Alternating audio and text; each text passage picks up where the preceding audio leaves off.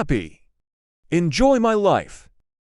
What's up, curious minds? Today I'm going to be explaining if you should buy a magnetic cube. Today we are going to find out if a magnetic cube is really worth the price. So for this, we need to compare magnetic cubes to other cubes. For example, the speed cube, the Rubik's cube, the magnetic cube, there's a lot of different cubes. So first, we need to know that magnetic cubes are kind of expensive. They can come above $18, but it really isn't that expensive. A Rubik's cube costs $18.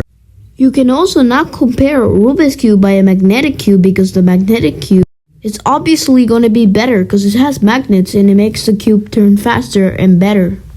So what I'm trying to say is that yes, you should buy magnetic cubes because it's very good and not that expensive. It's pretty cheap. So yes, you should buy magnetic cubes. But if you're on the other side, more of a beginner, you should buy the speed cubes. And if you have less money and want to spend it on a good cube, you can be buying yourself a speed cube for just $4. You can find these types of cubes in Amazon, eBay, and more, but you cannot find them in normal stores because they only have Rubik's Cube brands. So because of this, there's no speed cubes at Walmart and etc. So if you want to spend your money on a speed cube, you should definitely visit Amazon. You'll find some good offers for good prices and very good deals. So I do recommend you guys looking forward in Amazon for a good cube that you guys might like.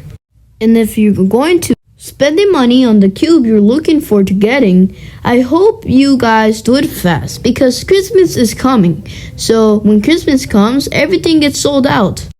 So I hope you guys enjoyed this video. And thank you for watching.